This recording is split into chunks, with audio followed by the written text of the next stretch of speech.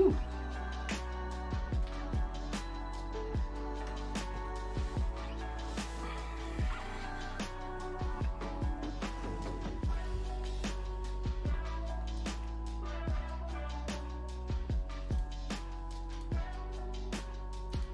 What is up, everybody? I'm actually saying this without saying anything here. So we wait for everybody to get on in here. Cool.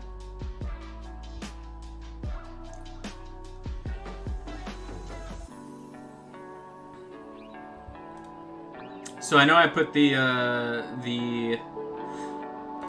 next set list in the Discord, and then if you saw the post with John on the Facebook group, the list of minis is there as well, but I can tell you guys too. I'll probably remind you all at some point.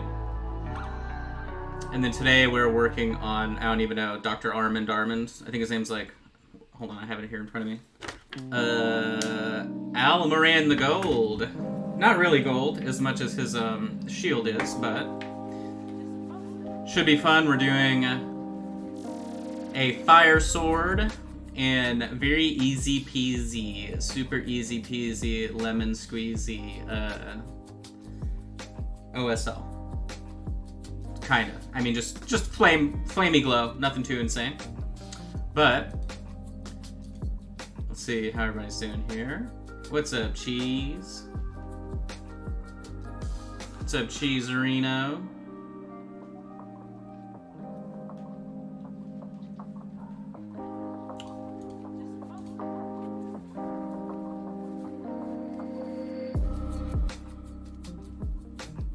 Okay, we don't need this.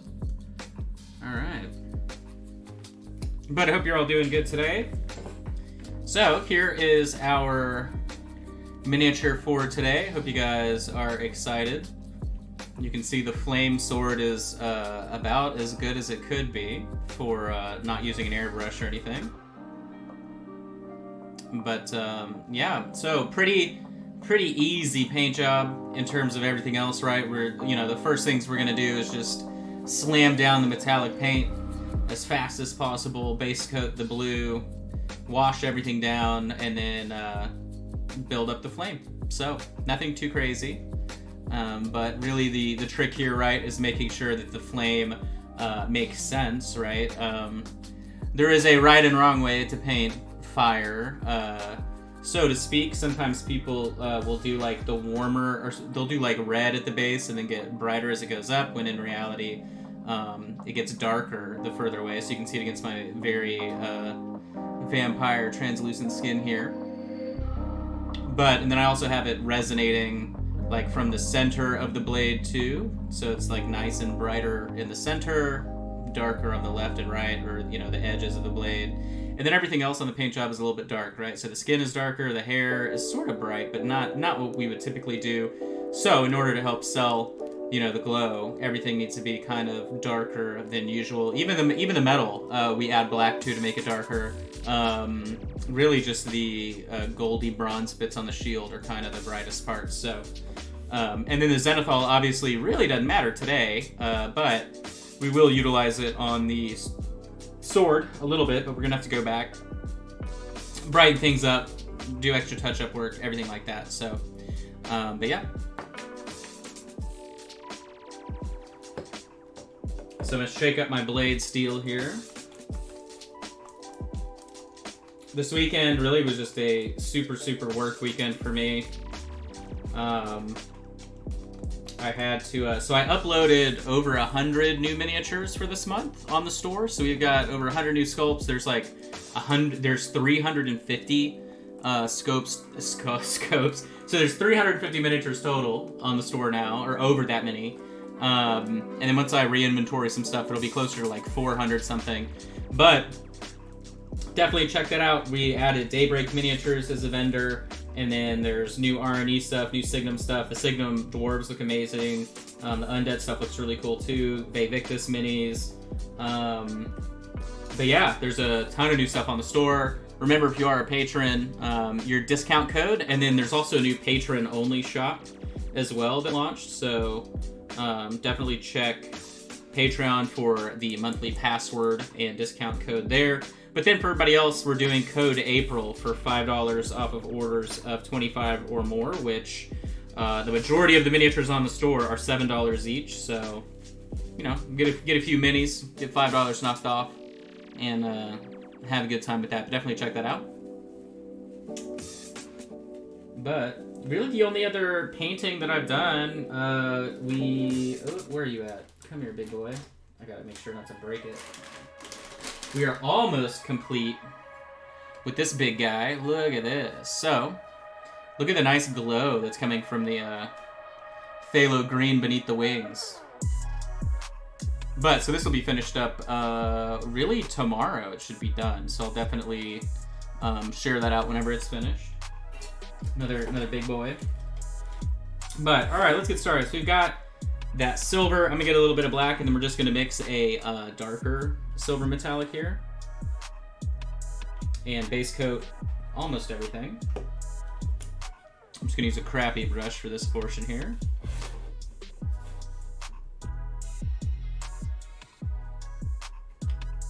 That looks good to me.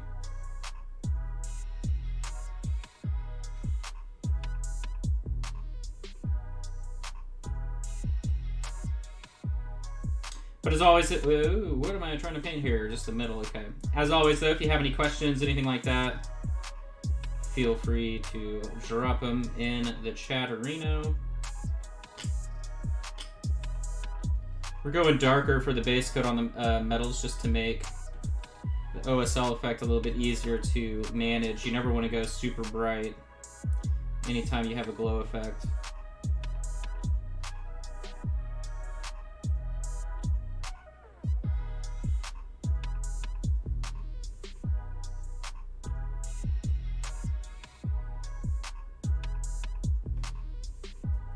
And I'm just going pretty quick, right? We definitely want everything to dry relatively quickly since we need to wash things down as well. So, just going pretty fast. We will go back with the blade steel on its own at the end as a sort of a glazed highlight that we've been practicing as well, right? Getting good with thinning the metallic paint. But easy enough. So we got that. And then on the blade, really, I mean, based on how I painted the first one, I'm going to do the bottom side and then just kind of a little bit in the middle, but we're going to be doing so much work on the blade that it could just be bare, really. But, and there we go. Cool. All right, so that's it for that. Then I'm going to grab our Dragon Bronze and we shall base coat that. Right? Now the question is, what did I do with the Dragon Bronze? Okay. I feel like every week... Oh, it's literally right in front of me. Cool. We play this game every time. Every time I'm like, where did I just put this paint?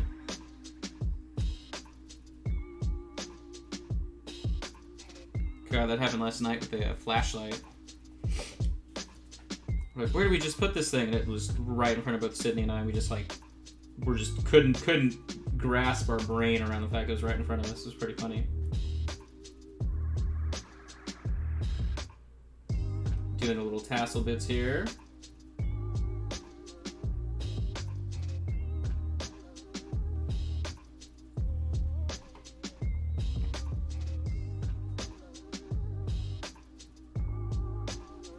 Boom.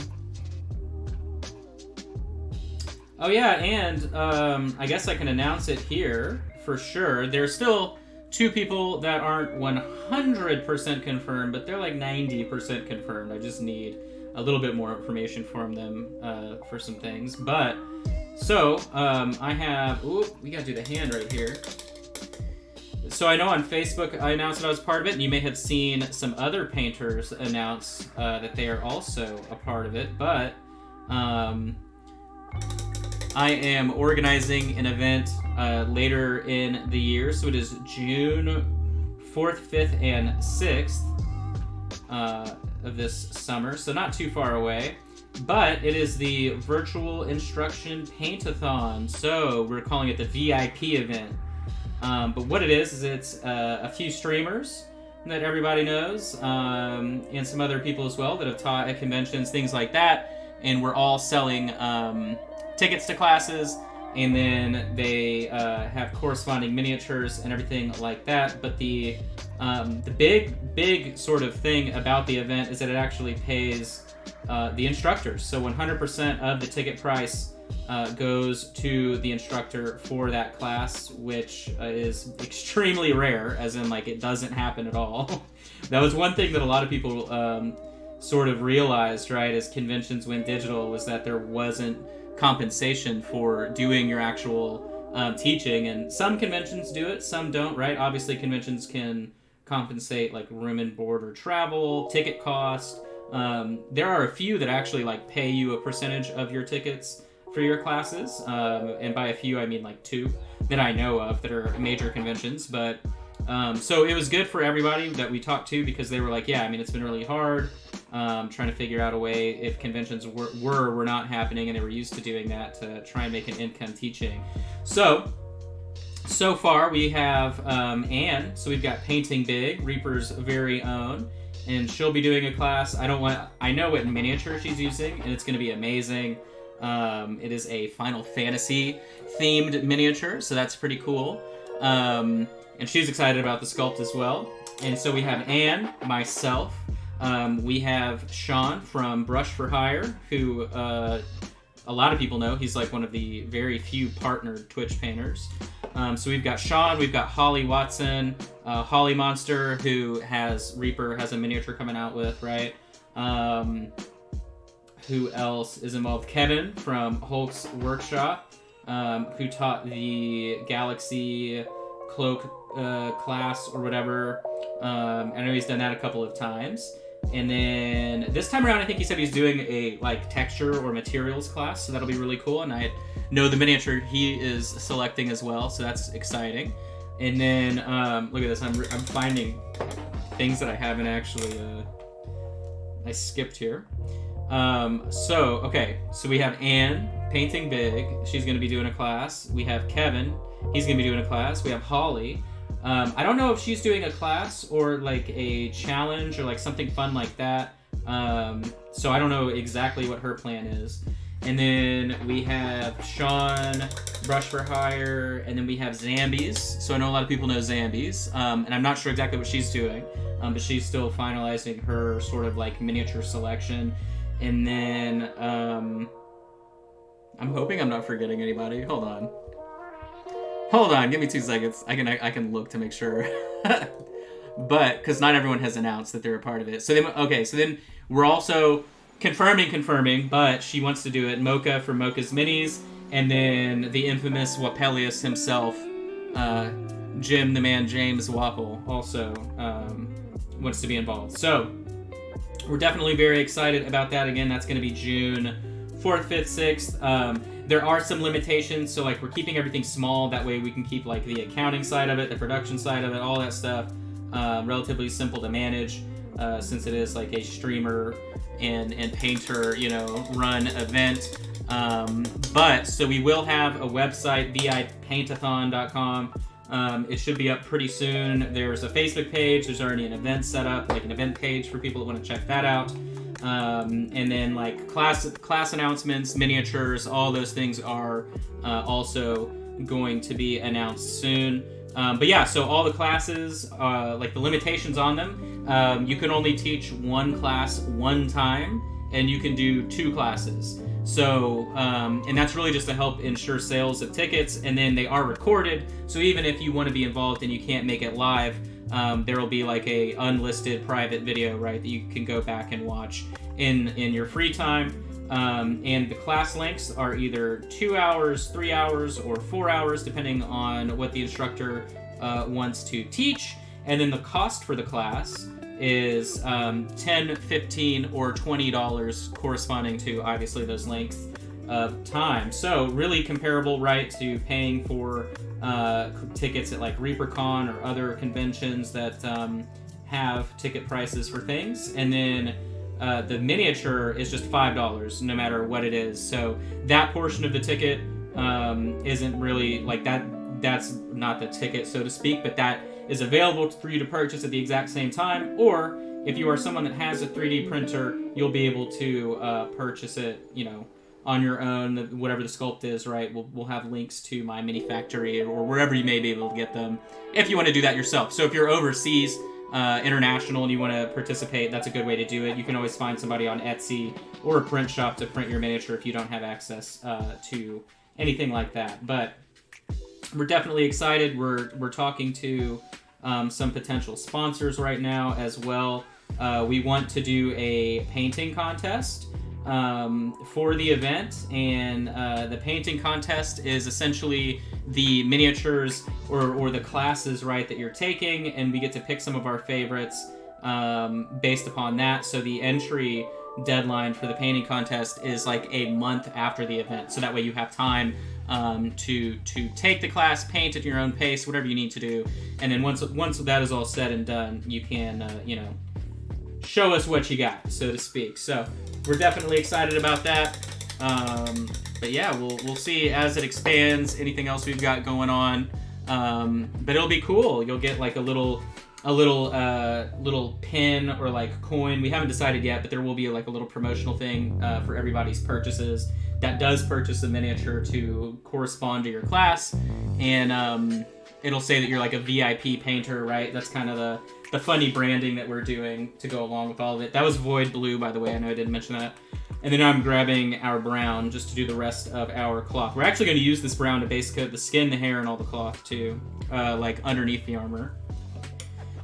But we're definitely excited. You know, we're all going to be promoting, like, there should be, I still have to do the math on it, but we're also trying to do something to where, like, you know, if you are going to be purchasing multiple tickets for different instructors, you can get a slight discount, because we definitely want to encourage people to take classes from not just, like, you know, the person that you enjoy the most, but also somebody else, just to help support and do all that good stuff. But we're definitely excited about it, and assuming it all goes well and people had a good time doing it, there's no reason why we can't do it like every quarter or something like that, as we plan to continually do it in the future. So, but yeah, hopefully we can get some cool prize support out for people, you know, just like giveaways or something like that, and it should be really fun. So, I know everybody was overwhelmed too, because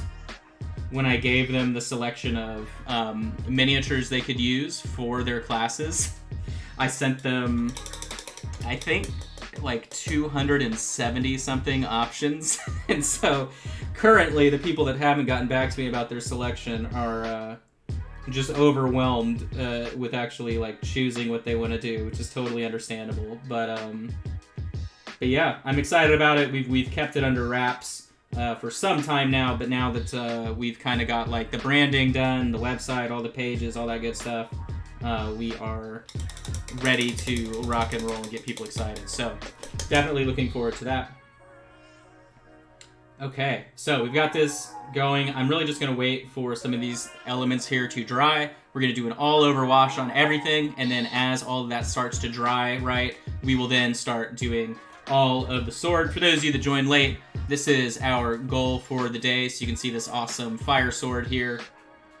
And this technique isn't that difficult. So, you know, the idea here today is like, we always try and do these, you know, quick paint job, table ready paint jobs, whatever. And this method that I'm doing doesn't require a airbrush or anything like that. And is pretty simple to understand and do pretty quickly.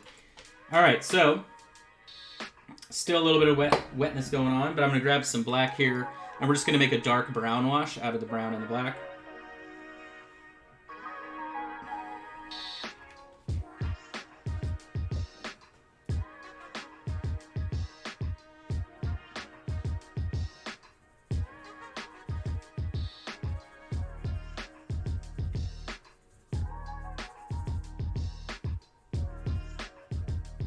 Okay, come on. You can see me just carefully trying to mix this.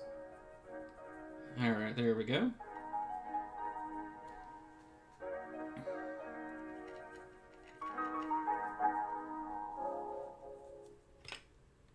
Cool beans. cool bean. It's still wet. I'm gonna use my airbrush to speed us up here. Speed us up a little bit. This weekend we've got another Patreon class. This will be the first class for this month. Excited about that. Definitely check that out. Patreon.com/minipaintingstudio. That's the best way, other than buying miniatures on the website, to support me, which I greatly appreciate. We're about to start voting on all of our new classes as well. So if you've been wondering when a good time to join is, I believe this month we are voting for June. I think all of our classes that we've voted on, we used to vote every 6 months. We're going to switch it up and start voting every month for 2 months ahead or 1 month ahead, however that works. But let me see when our class list actually happened. And then remember too, right, if you've never signed up for the Patreon or anything like that, there's over 80 hours of classes available for you immediately when you sign up, no matter what tier you sign up for. So let's see. Yeah, so this month we're going to be voting for June, and then it'll happen every single month. So that way people can tell me what kind of class they're looking for. And, you know, we always listen to what the people want. All right, so we're going to take this wash and just apply it all over the body. And it is dark, and it should be. The whole trick here is that we want everything to be dark, except for the fire sword to begin with, right? And that way we can sort of build everything up to match. I know a lot of people that make sort of like oopsie beginner mistakes with object source lighting or fire or anything like that, is they will make it way too bright than it should be, and you end up having just kind of like a strange effect going on, which sometimes isn't too bad, right? But you definitely don't want to have anything competing for a glow effect or anything like that. And that's why we always go dark.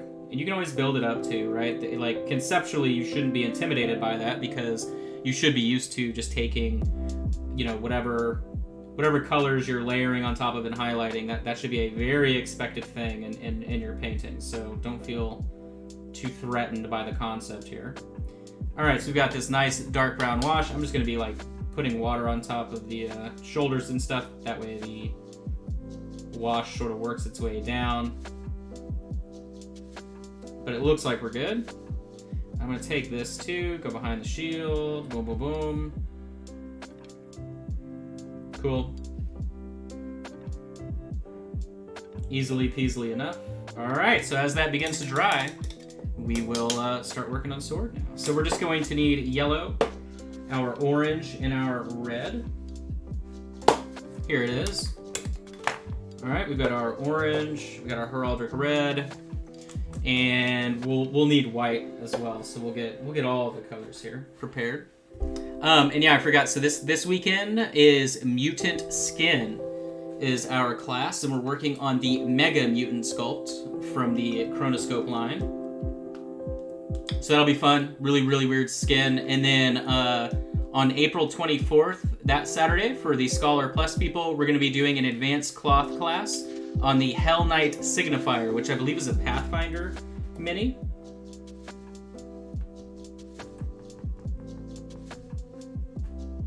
And yeah, she's like moving around all crazy and stuff. So it's a good opportunity for cloth. And then for the Atelier tier people, we did more work on the Legend of Signum miniature on the Yak, and we're finishing it up this Wednesday. And we are beginning a new miniature, which is a huge orc. It looks like a World of Warcraft orc. Looks really dope, from Daybreak. And we're going to be doing it, so I'm going to be doing it at 150% scale, so it's like a 54 millimeter scale miniature.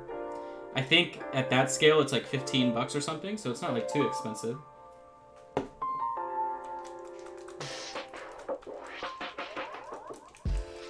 All right. I'm just getting all of our fire colors here before we get started. I'll move this palette over. Boom, there we go. All right, so the trick here is you kind of move back and forth. So we're going to start with our brightest color, work our way down to the reds, and then work our work our way back up in the cracks and everything with brighter colors around the darker that we did. So that may sound a little bit confusing for now, but don't worry, it's not that bad. So we're gonna take some yellow here. This is gonna be our first little color we end up working with in the fire. Now then, if you want to be like a super, actually kind of guy, fire isn't necessarily the exact colors we're using in real life, but who cares, right? We're painting. This is sort of the most realistic way to just illustratively rock out and use it like that. Hey, there's Sibling with the Arthur emoji. That's super cool. But you can tell wherever it's brightest, it's almost white. As it moves away from the heat source, you're going to end up with your reds all the way to like your super dark red or your smoke tone. So what we're going to do is we're just going to take this and start plopping it on down here, right in the center like so. And right in the center of the blade. Difficult, I know, right? It's already super difficult paint job. But you know what? I trust everybody can handle this. Move to the other side.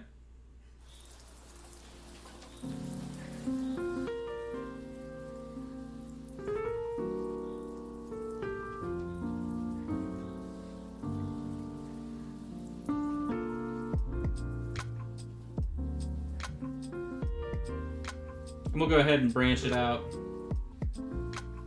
all the way to the end of the blade there, but not all the way to the hilt. We don't need it to go that far in.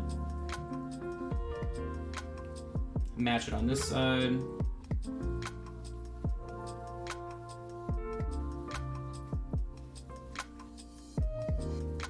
Okay. We just need that to dry.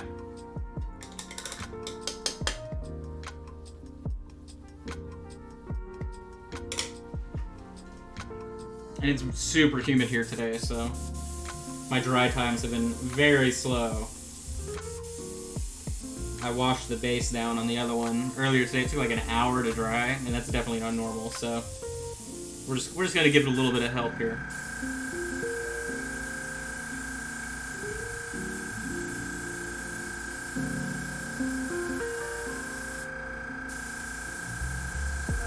Cool.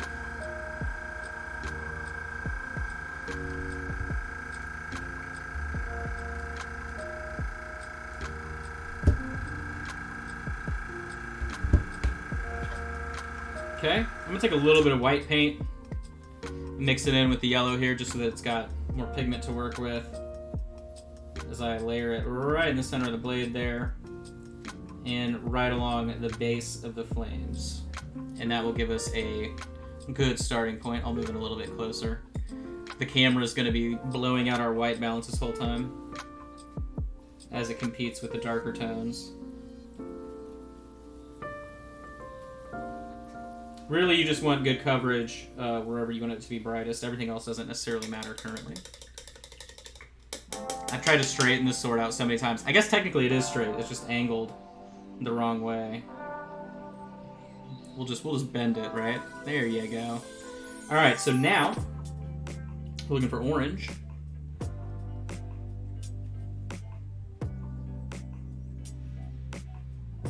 Orange tone is going to be layered from the center. Uh-oh, what am I... Oh, nothing. Hold up. It's just the wash. Okay. So we're taking the orange.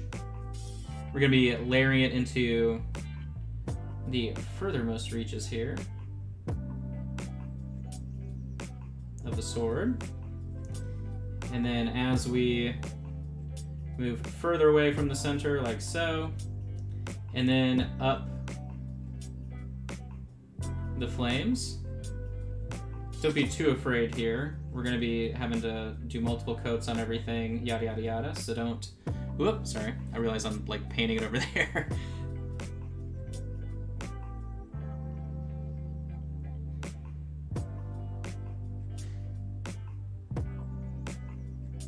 And it's much easier to sort of blend, taper, all that stuff, the darker colors into the lighter colors rather than the other way around. So that's why we're doing it in this order.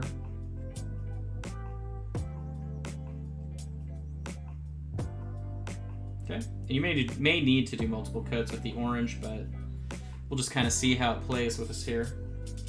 If you didn't Zenithal highlight and you're trying to work directly on top of the black, just stop what you're doing and paint the entire sword white first, and you should be okay.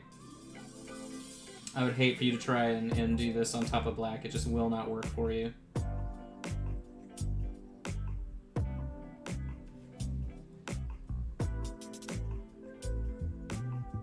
And then the corners here, starting to work it in. Ooh. Wipe off that excess, okay.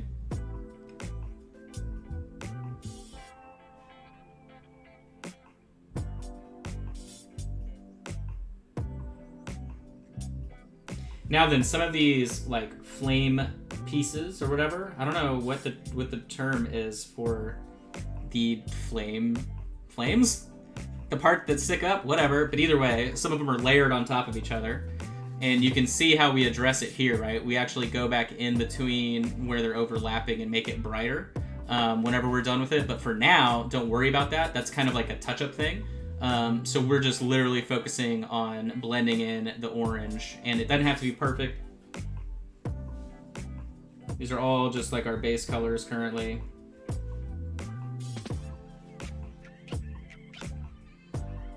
You just want a relatively solid coat. Okay. We're going to want that to dry.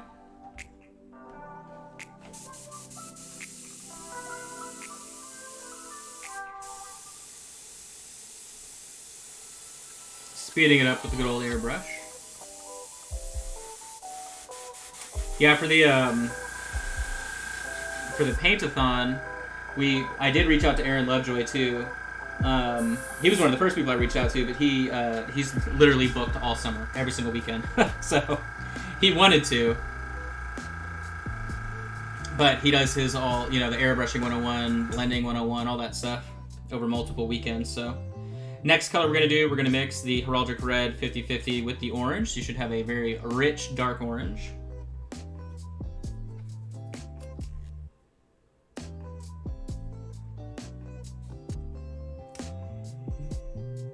Pulling that into the furthest reaches here of the blade.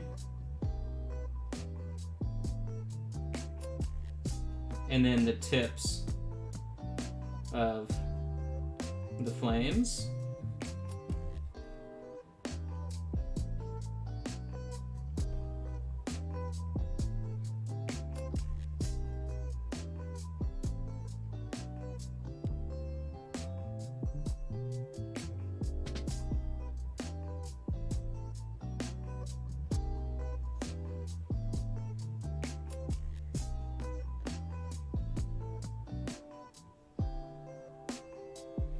But you can see it's already starting to come together.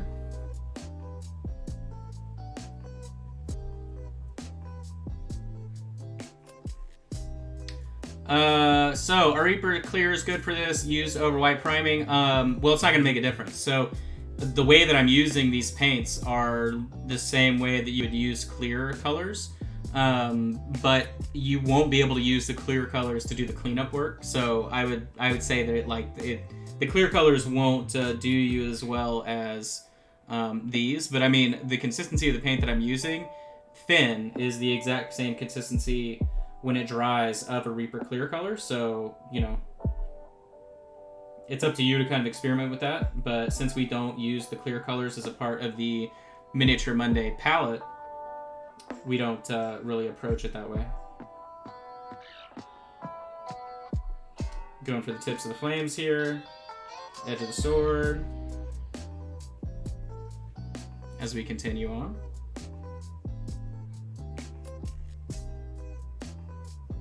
And I'm going to take this color too and just gently brush it over the hilt there and begin to put it on top of the thumb and then right on top of the top of, actually, I mean, it doesn't really matter at this stage, but starting to layer it as the OSL effect there, but I'm gonna go back here.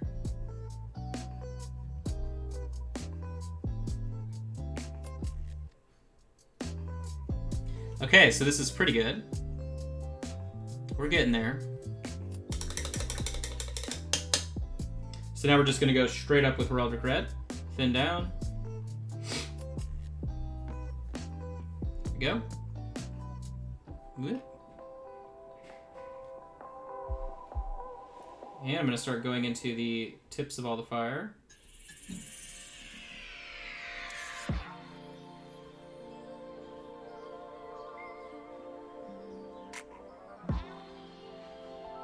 And the edge of the flame there.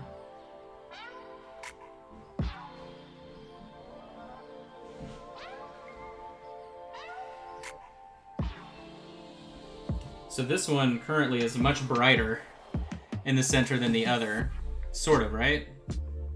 I wouldn't say it's much brighter. There's just more contrast there, but with all the editing we have to do to kind of finalize the flames, there's no telling where it will actually end up, whether it'll be brighter or darker than the original. Even when I was doing commissions and painting like hundreds of miniatures for people at a time, doing Warhammer armies or stuff like that, one thing you really can't replicate unless you're like methodically doing it with an airbrush over and over is OSL. That like never is the same. Not that any two paint jobs are the same, right? But that was always a challenge whenever somebody was like, all right, I got a bunch of people with flame swords. Even if they were the same sculpt, they'll end up looking different. But painting anything like that, obviously, if your client is an absolute monster, really, would be the only time they would, like, demand it be precisely the same, right? Like, most people would understand that that's something a bit trickier.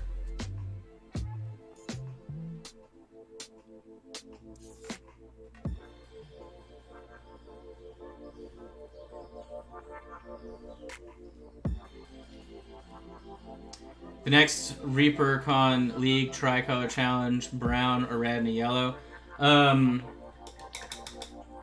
That's interesting. You may do better if you, instead of using a warm brown, you look for something that's more of a cool tone brown. So not like, what you would want to do is stay away from auburn shadow and rust brown, and you would want to look at things like nut brown. That would be more beneficial for you in terms of getting better range of contrast. But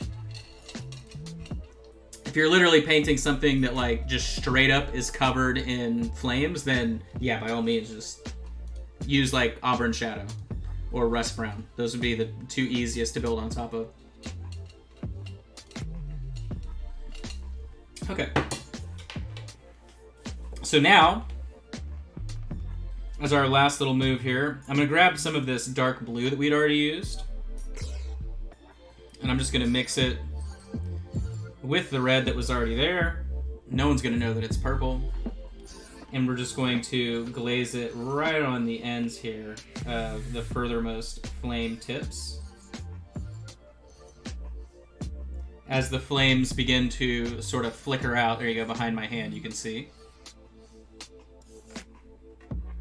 As the flames flicker out, turn into smoke, you just want it to be a little dark. I mean, you can use black if you want, but obviously there is no discernible difference at all between black and using purple right there. So, same thing on this side. I'll keep my finger back behind there so you can just keep a reference of how much I'm doing.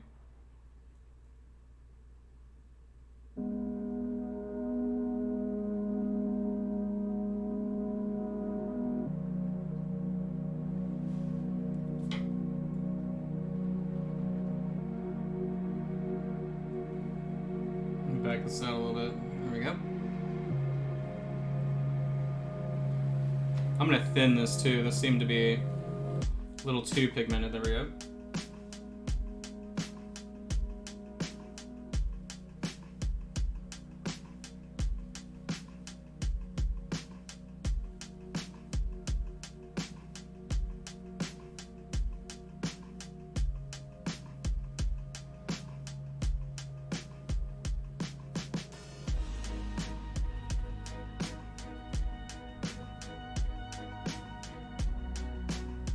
Then I am going to go right up underneath this lip here with the dark color. We could use our metallic, but I find that it's easier just to use a darker color like that. Sort of put it back in. Yeah, I would never use inks for any OSL. That definitely is not that good of a call. I mean, you could use it... So, inks are interesting because there's no functional difference between using inks on white or just tinting with an airbrush with regular paint. And the argument that people make is that they're like, well, the inks are smoother, but that just means you're not thinning your paint in the airbrush enough to get a smooth result, right? So, you know, it's just one of those things like buying another product to do something with paints that you already own type of thing. I don't know. A lot of people will also recommend white ink on top of like black to do your zenithal highlight, but again, right, you're either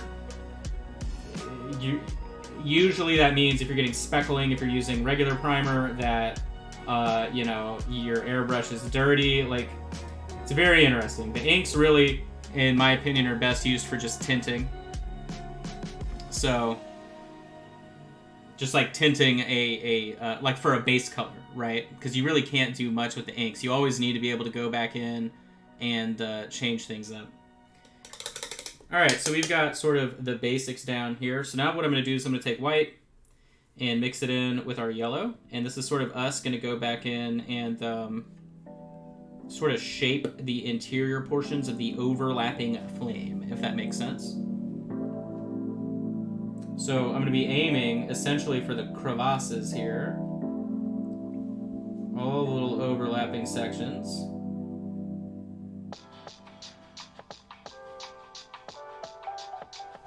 Okay, so you can see me starting to build it back up.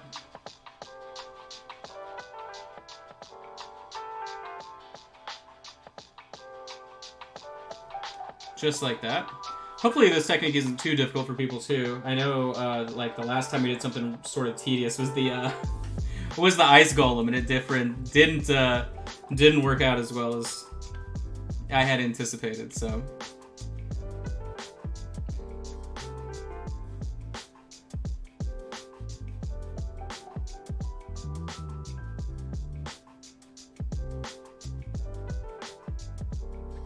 Put a little bit more directly in the center of the blade. I'll do the same thing here on this side. Why not? Hat Club.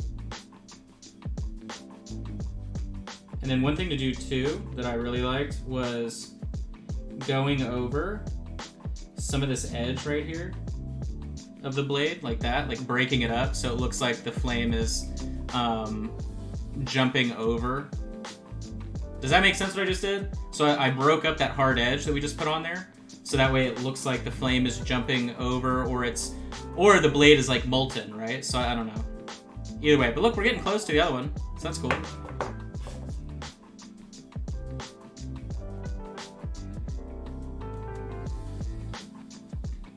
Yeah, I'm not sure what I want to do for the paint-a-thon in terms of miniature selection, but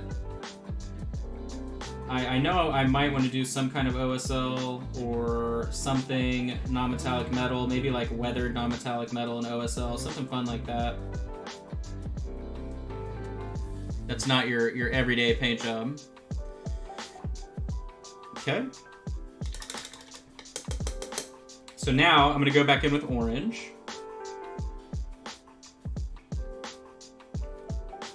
And I'm just going to be... Since we like cut into the areas with the darker red, so now what I'm doing is I'm taking the orange and like bridging the gap on some of these sections. Really all it's gonna do is accentuate that bright area. So like right there that I just applied it, right? It's very subtle, but it's gonna continue to accentuate that. Add more orange here, where the red transition begins. So it's all very subtle, but it starts to render it out. Yeah, see, now it's starting to look really good. And you just gotta take your time. I mean, I know we're like rushing through this. If you have a lot of time to spend on this paint job, you'll be a-okay. This technique is something that isn't really guesswork as much as it is like you will be able to see the results in front of you immediately. And then the best part about it is if you feel like you've done something you shouldn't have, or you moved too strong in one direction or something like that, you just go back over it with a brighter color and then glaze your way back down, right? So it's really not something that's like gonna be too overpowering. All right, so now that we've done that, I'm gonna be going back with the red and just re-intensifying any areas with the red that I feel like aren't strong enough, or where we may have lost some of the red, tips of the flames, things like that, where it isn't necessarily red, but rather like orange going to black. And then down here,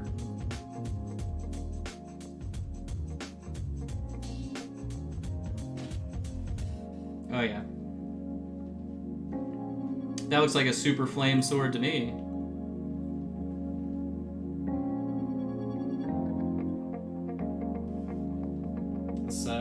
The side's a little bit sloppier, but I feel like the actual casting and the bones material is a little bit harder to work with on this side. That's my excuse. I'm not going to take responsibility, obviously.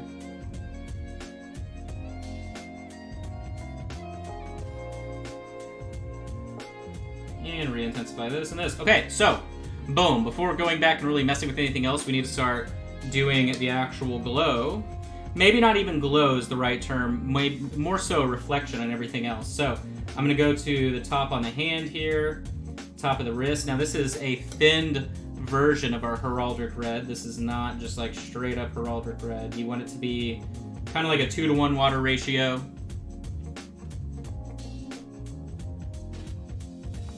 Keep it a nice glazed consistency. Which, again, glazed consistency, the way that we do it, is just straight up your wash consistency, but not applied like a wash. So, hey, thank you. Miniatures Den with the Big Daddy Radio. Appreciate ya. We're doing a quick, dirty flame sword today.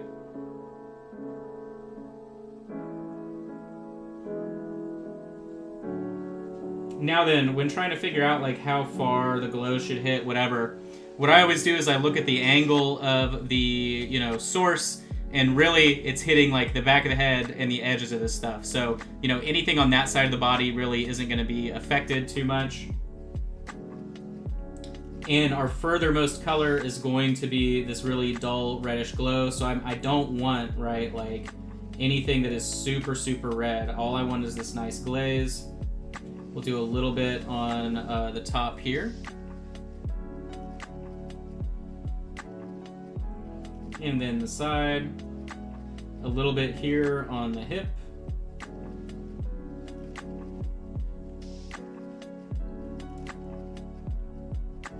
A little bit on the knee.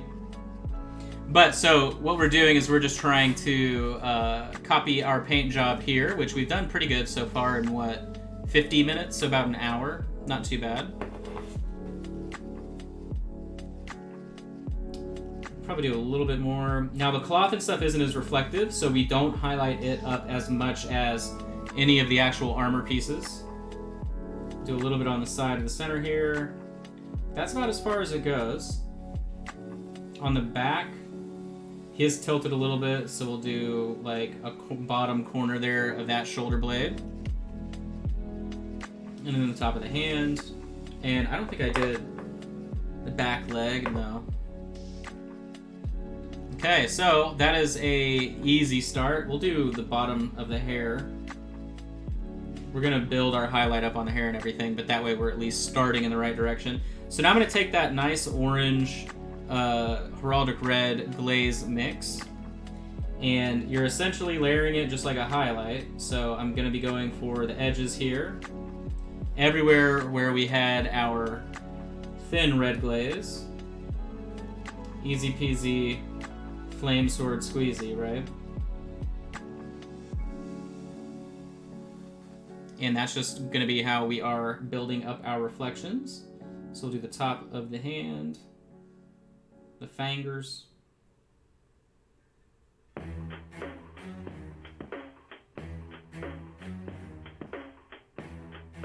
Yeah, we probably won't extend it out as far as I did the first time around, but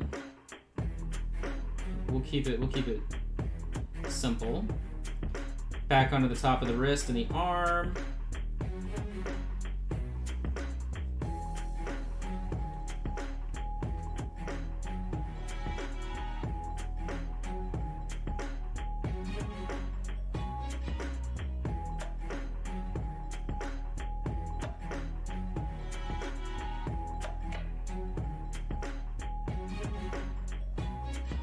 I'll do a little bit on this edge here, on the opposite shoulder. On the hip, I'm gonna go right down the center of the hip there. Just taper it out. Now remember, right, we haven't highlighted anything in the metals itself. We wanted to leave it as dark as we could while we were working through this process. Because really the only highlights you're going to apply will be coming from the right-hand side of stuff. And that way you're still creating a dark transition to help with the actual, flame effect there. Okay, so we've got that. So now we need to move brighter. So I'm going to take the yellow and our orange. Hashtag free, that's cute. I couldn't tell you the last time I saw somebody do a free in the chat. That's hilarious. There is no free. The only free here is the painting lesson. So we'll do the tip of the thumb, tips of the fingers.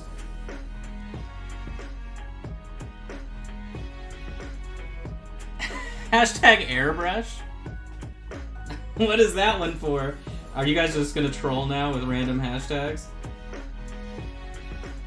I wish we could have used an airbrush for this, but I think it's more beneficial for people to know how to do it with a hairbrush. There you go, I like that. Yeah, when they were giving all the Vexes away. They were just giving them away. But yeah, I think it's more important for people to learn how to do this with a brush. Because the airbrush, like, understanding the brush concept side of it makes the airbrush that much easier. If and when you ever decide to invest in one. And we're just going to do the edge directly with the yellow, or right on the edge.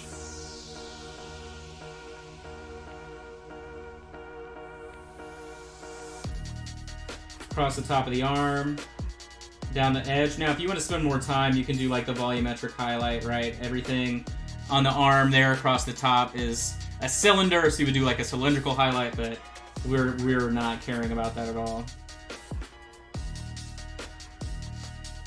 If we want this painted mini to be done in an hour and a half, right, which would be the goal for today, then we're not trying to do all that work.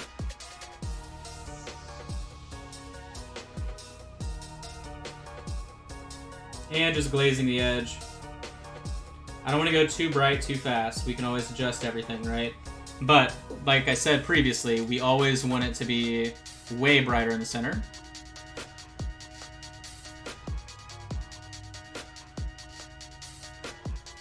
Yeah, I think a big misconception, too, with people that... I don't know. Like, I know when I was,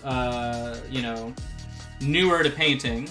in like the first 10 years or so, I bought an airbrush after I'd been painting for like 15 years. But so, when I was sort of new to it all, I always thought like, there's a strange side of the painting hobby that's like, oh, using an airbrush is cheating, right? Like, it's just very weird that that's the perception, but it definitely exists. And I definitely thought that way, when I first was getting started. And then... once you actually, like, sort of start using an airbrush, you realize, oh, no, like, it saves you time with certain things, but, like, you reinvest a lot of that time with brushwork itself. And, like, the more precise you are with the brush, the more brush control you have, glazing, like, all of those techniques really are what will set apart the airbrush for you in your day-to-day painting. And if you don't have that stuff, because a lot of people... either A, they think the airbrush is like a waste or it's cheating or it's whatever, or B, they think they need to have it immediately. So it's like one or the other, right? Very rare. It's like a bell curve it's an inverse bell curve of purchasing. And a lot of people that buy it too early stop using it because they're like, oh, I don't know how to do X, Y, Z, right? It doesn't meet up with their expectations of what they thought was going to happen when they bought it. So It's interesting. Alright, so I'm going to go back with our sort of orange mix here. Bring it closer to our yellow edge.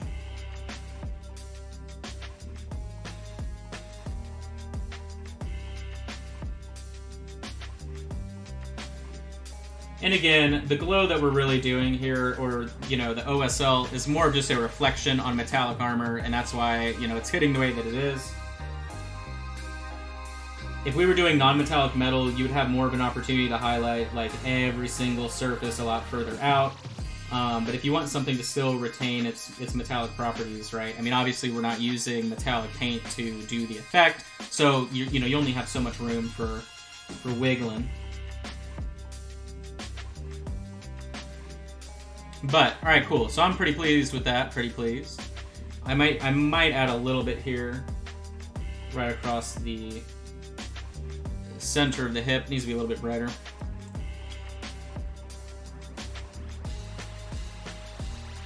I'm also going to highlight up some of our edges here. A little bit brighter. And then right down the center of the hip.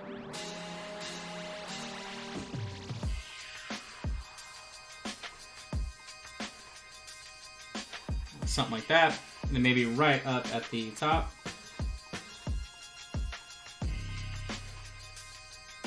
Shout out to Shadow Spawn, the Assassin, for a 19-month sub. That's awesome. Remember, you can subscribe for free. You can give that sweet, sultry Jeff Bezos money to Reaper directly by using a Twitch Prime or an Amazon Prime free sub if you have Amazon Prime. Just hit that subscribe button. See if you've got one available for you. You only get one, so, you know, give it to your favorite streamer. But that is the best way to support the Reaper streams, of course. I'm going to go back in with a little bit more red.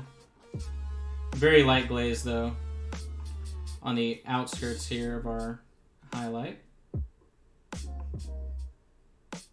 Okay.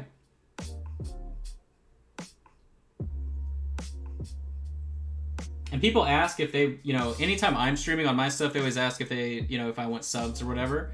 And I definitely don't do subs on Twitch myself. Remember, the best way to help me out is either buy miniatures on the website or sign up for all of our monthly classes on Patreon. Over 80 hours available to you right when you sign up. Plus classes every single month. And then remember too, right? All of the new stuff available on the website. $5 off. Use code April when you check out if you've spent at least $25. So, and then I think it's still free shipping over $100. And then if you're a patron, remember, you also have a discount code for every single month. So, all right. I'm going to grab our blade steel. It needs to be shaken again.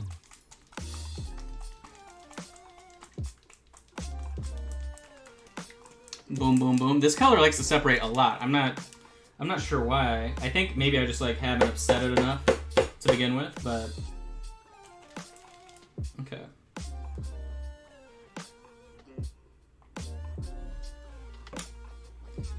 Okay. So very thin. Let's go back over here. Thin glaze-like consistency. I'm going to be highlighting up right-hand side of things. And really not even highlighting, I'm just reapplying our shine. Like so.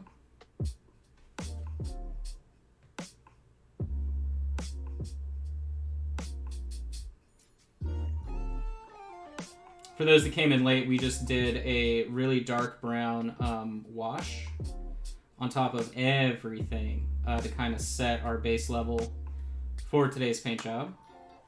So everything has been dulled down quite a bit. And we're just taking our time, sort of. Going back through here, reapplying.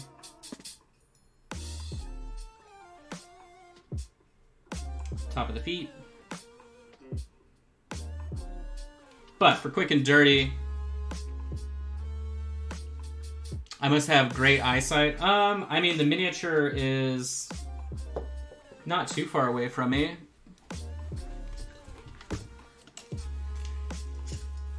Let's see. Let's see how far away it is. I've never done this before. So it is 12 inches away. But I've also trained myself, so you see me looking to the right. I have a secondary monitor. So like, literally I've trained myself to look over here, and I can paint this miniature without looking at it and instead looking at my monitor. So that's also, it's also part of the movie magic here that I've, for years, trained myself to do that at this point. Okay, where were we? So, highlighting up all of our armor. Remember, you don't want to go full blast on anything. We definitely want to keep the contrast low to help the effect.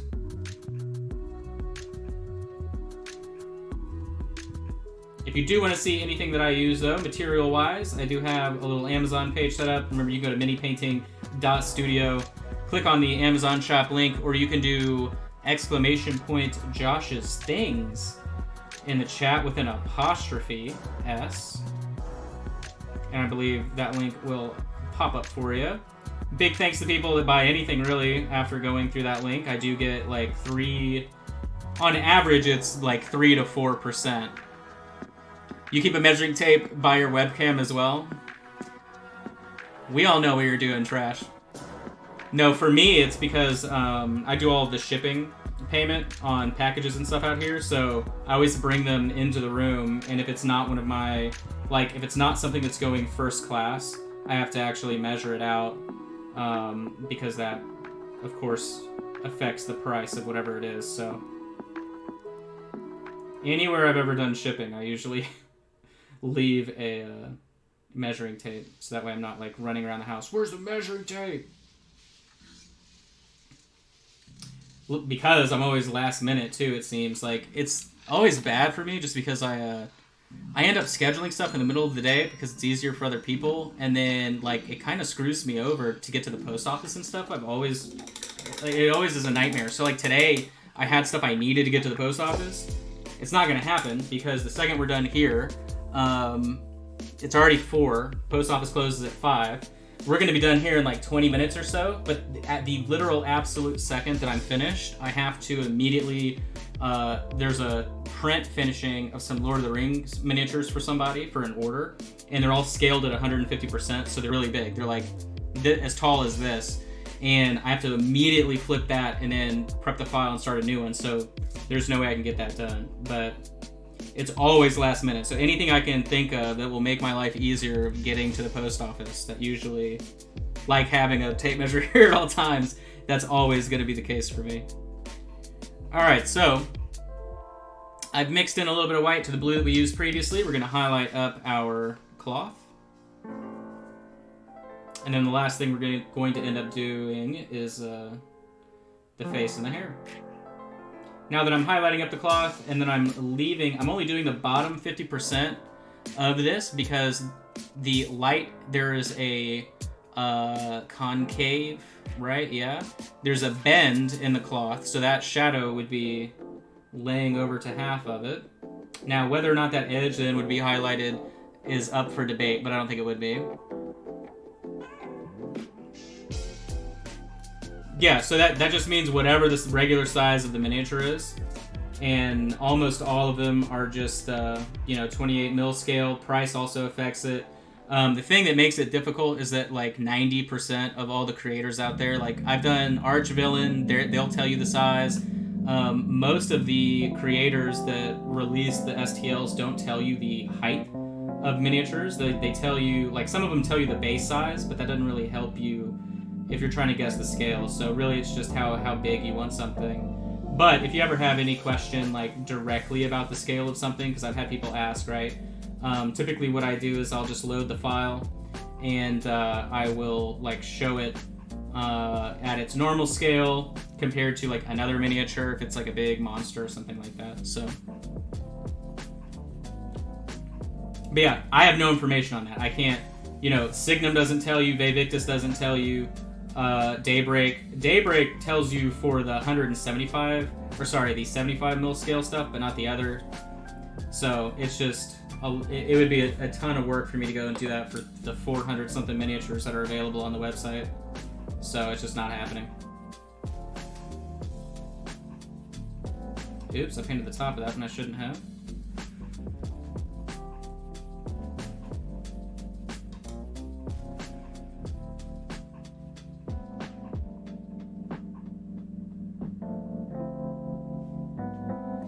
But yeah, if it's a $7 mini,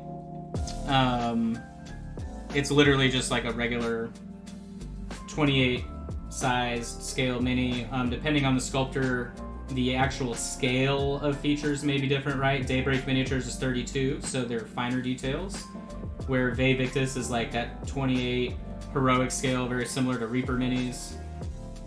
Signum's kind of just like way out there. Their scales are like their own thing. If it's a human, it's sort of like 28 normal stuff, but then everything else is like completely random in terms of their like proportioning. Like this miniature right here is a Signum miniature, and this is at 100%. This is what we were working on for our long-term Patreon project. The last time you guys saw this, we hadn't completed. Well, we've completed a lot of stuff actually since the last time you saw it, but we did all of the silver non-metallic metal, and then for whatever reason, we added a lot of blue, magenta, and greens to it all, so that's been a lot of fun. But, you know, it's interesting. You'd recommend ordering all of them? Yeah, I wish. I wish somebody was doing that. That'd be funny. Alright, so we're going to do this a little bit brighter.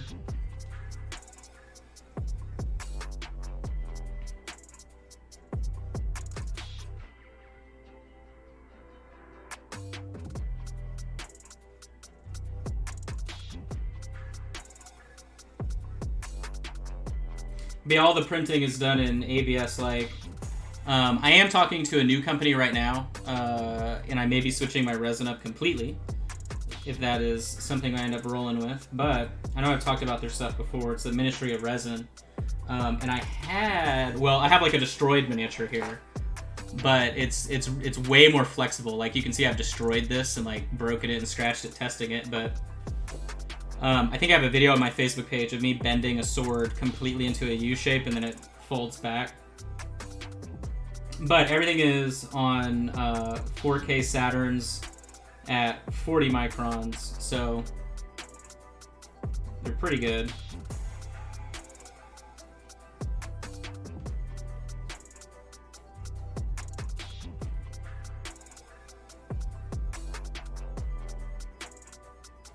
The one pain about using Saturns to do all the printing is that I just go through so much resin because the vat is so large. But yeah, that's the one thing. I was like, okay, do I go with like a Sonic 4K or do I go with something like Saturns just to be able to do a bunch of big print runs all the time? And I went with the Saturns, but you literally have to use so much resin just to fill the vat. It's kind of funny. Right now I'm using a weird mix. I just like bought some different colors just to play with. Typically I use gray, but I bought the mint and then smoky black, and I mixed those. So like all the prints that I'm doing right now are like very, very cool, really cool color. Obviously makes zero difference at all in the final paint job, but for that exact same reason, why not just use a weird color, right? That's kind of how I thought about it. Ew.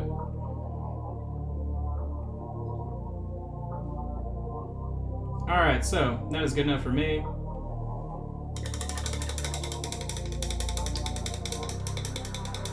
Is the mint flavor super strong and does it just taste like spirits? No.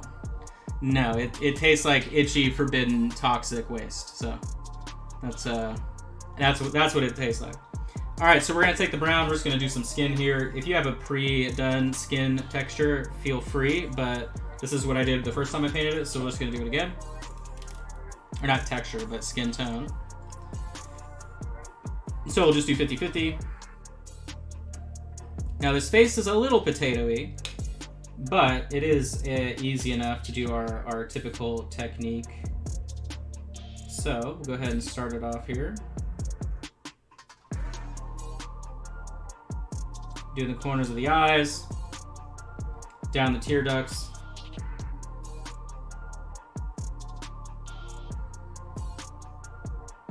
side of the nose down to the side of the mouth. If there is an ear, it's probably barely showing, so I'm just kind of like pretending that it counts. This side of the face, I'm literally ignoring because we're just ignoring it. we're gonna ignore it. You can't see it. It is obscured in shadow. I mixed down that brown a little bit. There we go. That's better. Just kind of smoothing out that shadow, and then we'll go a little bit brighter. So that's again, remember the trick here. We don't want to go super bright with anything. We want to keep that blade the brightest light on the street corner. So top of the forehead, across the brow line, like so.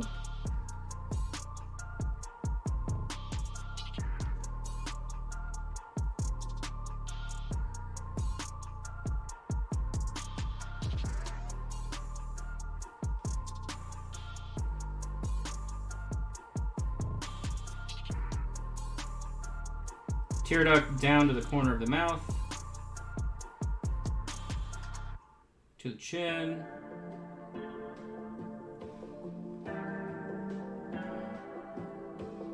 and then the side of the jaw, wherever that ear is existing. Cool beans. And then for the hair, we're doing literally the exact same thing, except I just mix it with the yellow.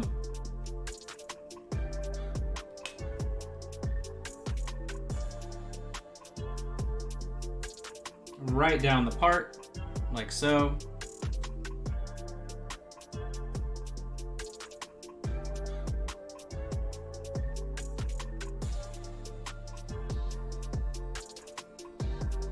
And we're just giving him some nice reflective blonde hair there. You see how simple that was? I'm actually shocked how easy that volumetric highlight was on the hair. Do another little highlight layer. Leaving it more red towards the back, right? Because that's where our OSL reflection is. Back on this end here.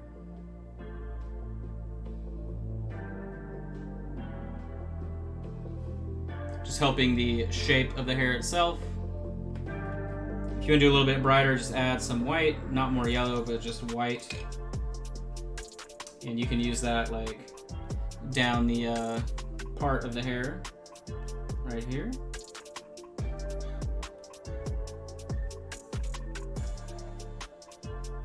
And just sort of dot it across the very top of these highlights, like so. Then lastly, we'll grab our Dragon Copper. I would say Dragon Bronze, sorry, the Dragon Copper, and we will reapply it to the shield. And that's it. Hour and 20 minutes, that's not bad. Pretty quick paint job.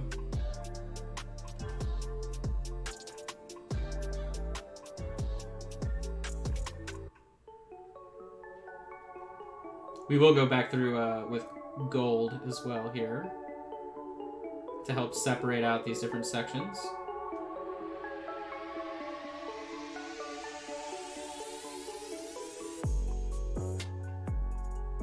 Really, I'm just doing the edges, so like the joining edge of a feather and the very bottom of it is really where I'm reapplying it.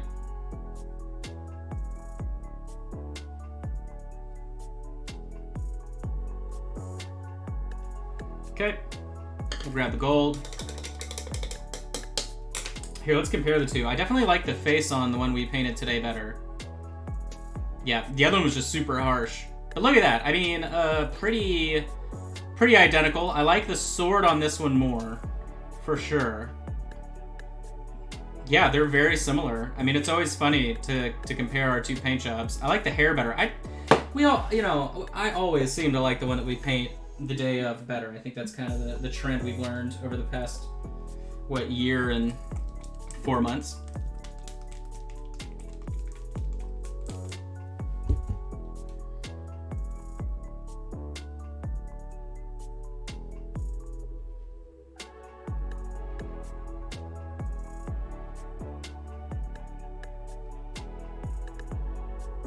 Sorry, my phone told me that something was happening. Oh, what?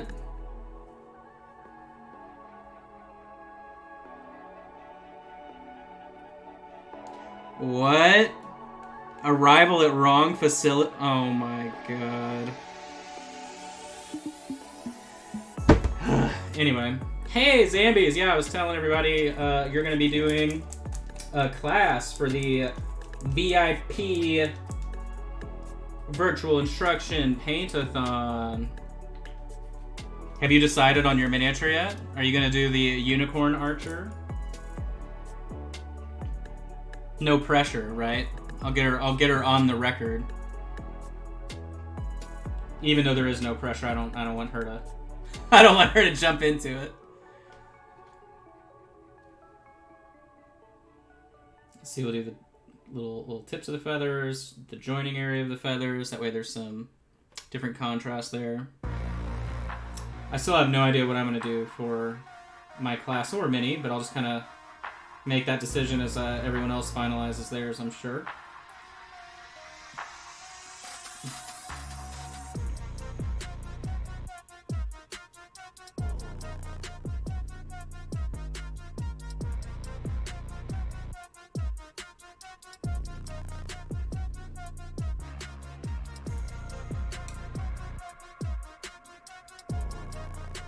It would be cool if you could do like rainbow feathers or something. Maybe, I don't know. I mean, because the bow obviously doesn't necessarily have to be like natural feathers because it's something that's been like put together, you know? I don't know.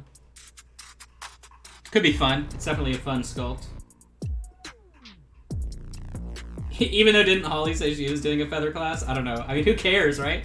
That's the thing. Like, this is just for people to have fun with.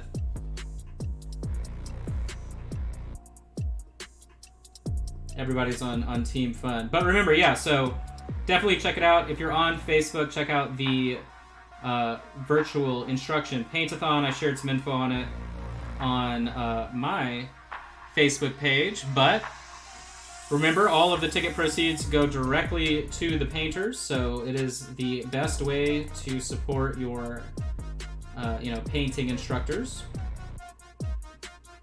And then the miniatures are only $5, so that's obviously a big plus.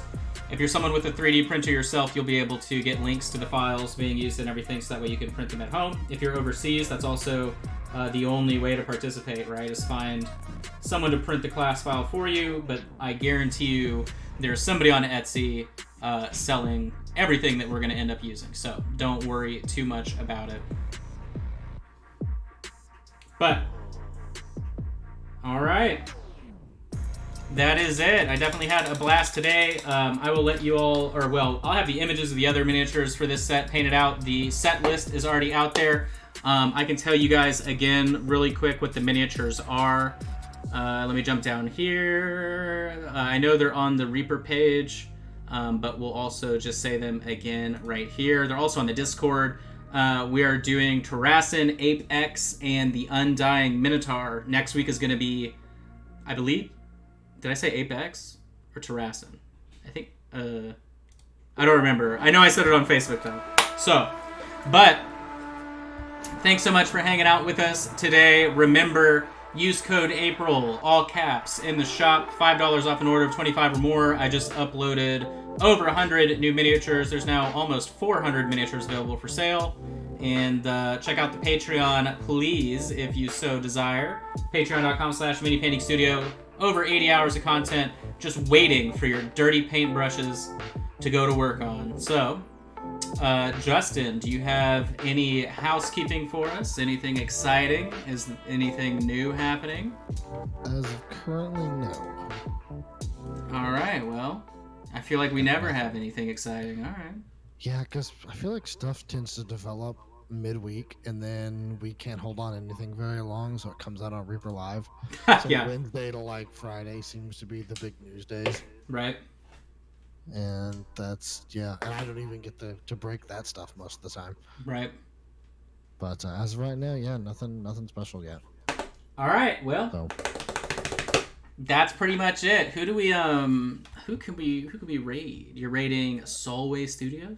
Soulway Studios. Yes. It says I'm following this person, but I don't recognize the name. Oh, they're not actually live. Oh. They're hosting somebody else. Don't follow that, folks. That's funny. Good thing you pulled it up because they shows they're live on mine. That's weird. Yeah, I just clicked it and they're no longer live. We almost had a brick wall moment. Let's see who else we want to raid here then. Oh, what about Malev Flow Shinobi? He does. He's one of the guys that paints for Relic Blade, which is cool. Do you need his URL? Yeah. Oh, actually, I think I found it. Cool. He will definitely appreciate. He will appreciate. Cool. There we go. All right. Well, thanks so much, guys. Make sure to say hi. You're the best. You're really just say like you're really handsome over and over in the chat, and I'm sure he'll feel really good. So, but yeah, we will see you next week. Thanks so much. Thanks so much, everyone. So keep waving. Keep waving.